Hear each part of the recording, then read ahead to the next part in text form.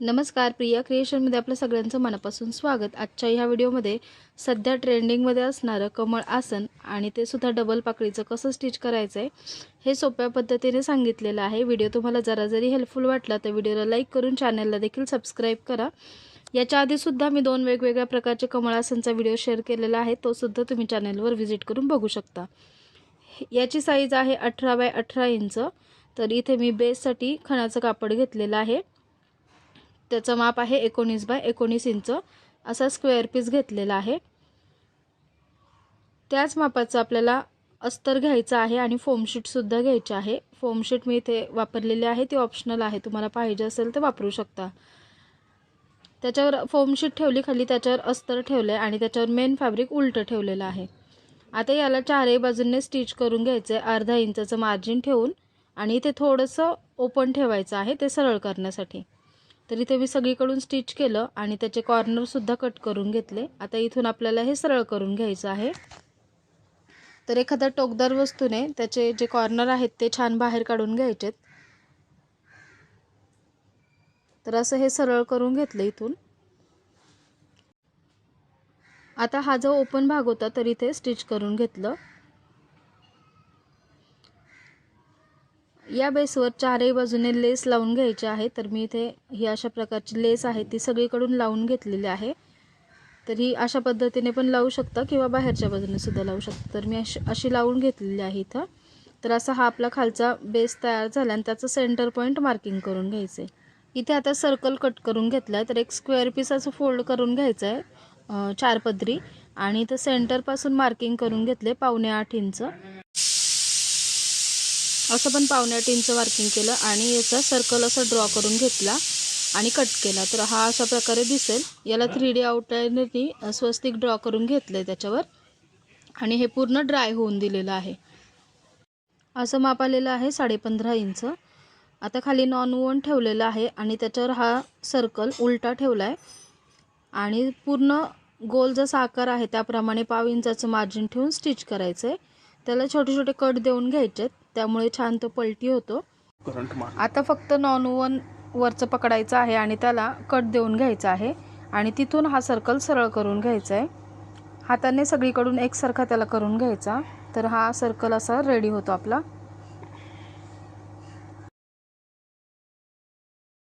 आता पाकळ्या कट करण्यासाठी इथे डबल फोल्ड पेपर घेतलाय। उंची घेतली आहे 6 इंच आणि रुंदी घेतली आहे 3 इंच। सेंटर पासून 3.25 इंचावर मार्किंग केलंय, 3.25 इंच आडवं, आणि इथे पाकळीचा आकार देऊन घेतलाय। तर इथे मी पानासाठी वेगळा आकार दिला आणि पाकळीसाठी वेगळा आकार दिला, असं 2 वेगवेगळ्या प्रकारचे कटिंग केलेले आहेत। तर हा आकार पाकळीसाठी दिलेला आहे। आता हे पेपर कटिंग जसं केलं त्याप्रमाणे कटिंग करून घ्यायचं आहे। ज्या गुलाबी कलरच्या पाकळ्या कट करणार आहे ते याच्या करणार आहे। त्याच्यानंतर पानासाठी वेगळा आकार कट केलेला आहे। तर इथं खालून 6 इंचच घेतलेला आहे आणि आडवं 3 इंच घेतलेलं आहे आणि इथून असा पानाचा शेप दिलेला आहे। तर हे 2 वेगवेगळे आकार असे मी कट करून घेतलेत पेपरवर। आता याचं फॅब्रिक आपल्याला कट करून घ्यायचं आहे। तर जो पानाचा आकार आहे ते हिरव्या फॅब्रिकमध्ये मी कट केलं आहे आणि जो पाकळीचा आकार आहे तो रेड कलरमध्ये कट करून घेतलेला आहे। तर असं मी इथं कापड ठेवून घेतलं, त्याच्यावर हा पीस ठेवला आणि जसा आकार आहे त्याप्रमाणे कट करून घेतलं। रेड कलर सुद्धा त्याच पद्धतीने कट करून घेतलेला आहे। तर अशा भरपूर पाकळ्या मी कट करून घेतल्या। आता पाकळी स्टिच करायची, तर त्याची सरळ बाजू आतमध्ये जाईल अशा प्रकारे 2 पाकळ्या एकमेकांवर ठेवलेल्या आहेत आणि कडेने 1/2 इंचाचं मार्जिन ठेवून स्टिच केलं। त्याला छोटे छोटे कट देऊन घेतले आणि हे आता इथून सरळ करून घेतलं, म्हणजे त्याची शिवलेली बाजू आतमध्ये जाईल। त्याची टोक व्यवस्थित काढून घेतलं आणि आकार त्याचा व्यवस्थित सेट केला आणि खालच्या बाजूने इथं शिलाई करून घेतली।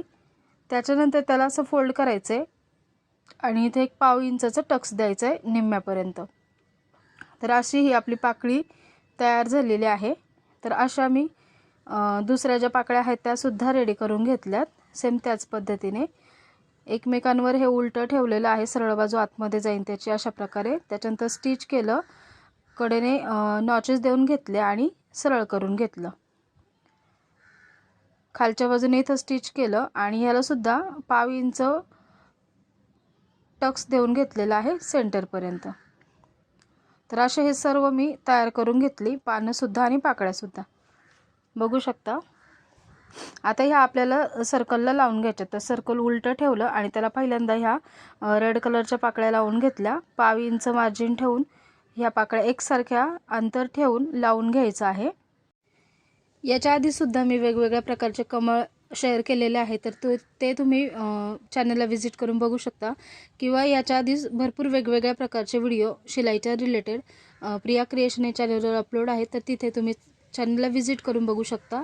आणि व्हिडिओ जरा जे हेल्पफुल वाटत असेल तर व्हिडिओला लाईक करून चॅनलला देखील सबस्क्राईब करा. तर आता इथे पाकळ्या सेट करून घ्यायच्या व्यवस्थित.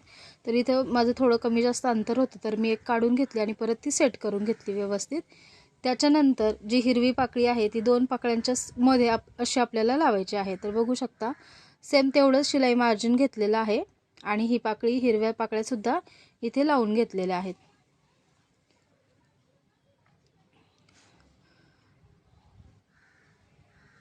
हे तुम्ही गणपतीसाठी वापरू शकता किंवा डेकोरेशनसाठी वापरू शकता किंवा बॅकड्रॉपला सुद्धा वापरू शकता. तर खूप सुंदर असं हे आसन तयार होतं आणि ते वॉशेबलसुद्धा आहे. तर बघू शकता हे अशा प्रकारे तयार झालं आहे. आता जो सर्कलचा सेंटर आहे तो आणि खालच्या बेसचा सेंटर आहे तो एकत्र ठेवून त्याला पिन लावून घेतलेली आहे आणि हे जे सर्कल आहे त्याच्याप्रमाणे आपल्याला स्टिच करून घ्यायचं आहे. तर बघू शकता इथे मी स्टिच करून घेतलं आहे. त्याच्यानंतर ह्याच्यावर सुंदर अशी लेस लावून घेतली मी गोटापट्टीची.